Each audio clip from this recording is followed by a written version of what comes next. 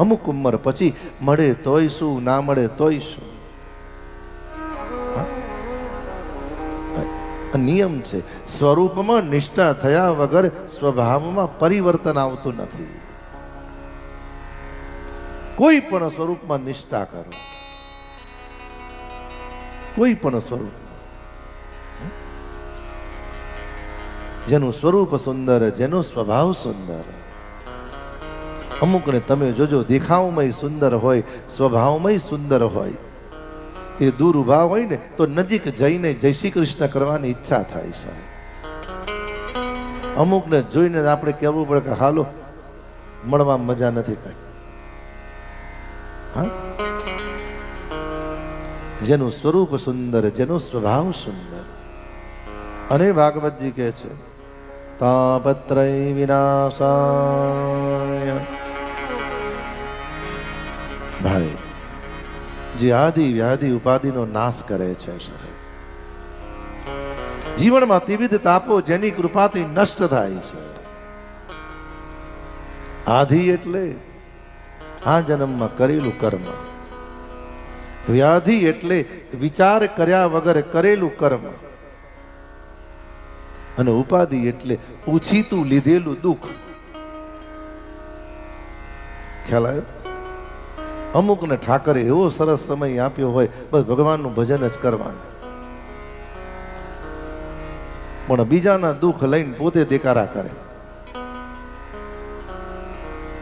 અમુક ઉંમર પછી મનમાં વિચાર કરો, રામજીની ઈચ્છા છે એ પ્રમાણે થાય છે, અન્યમાં બહુ મગજમારી કરવી નહીં સર.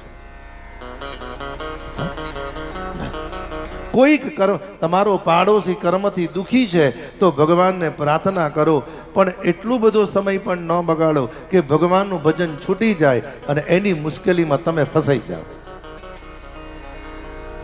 હા, જેનું સ્વરૂપ સુંદર, જેનો સ્વભાવ સુંદર, જેના ગુણ સુંદર.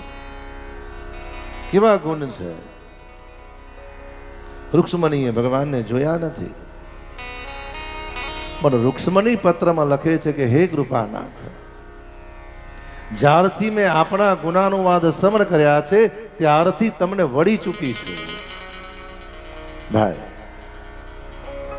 અમુક ભલે સ્વભાવમાં ના હોય, સ્વરૂપમાં ના હોય, પણ ઠાકોરજીની કૃપાથી ભગવાન એ વ્યક્તિને એક ગુણ એવો આપ્યો હોય, એ ગુણથી જીવનમાં એનું તો કલ્યાણ કરે, પણ સમગ્ર સંસારનું કલ્યાણ કરે. ભગવાનને પ્રાર્થના કરો. પ્રભુ કહે છે હમારે પ્રભુ અવગુણ ચિત ના ધરો. હમારે પ્રભુ અવગુણ ચિત ના ધરો. અવગુણ ચિત ના ધરો. અવગુણ ચિત ના ધરો. હમારે પ્રભુ અવગુણ ચિત ના ધરો. હમારે પ્રભુ અવગુણ ચિત ના ધરો. હમારે પ્રભુ અવગુણ ચિત ના ધરો. સચ્ચિદાનંદ રૂપાય વિશ્વોત્પત્યાદિ હેતવે તાપત્રય વિનાશાય. જેનું સ્વરૂપ સુંદર, જેનો સ્વભાવ સુંદર, જેના ગુણ સુંદર, એવા ભગવાન કૃષ્ણને હું નમસ્કાર કરું છું.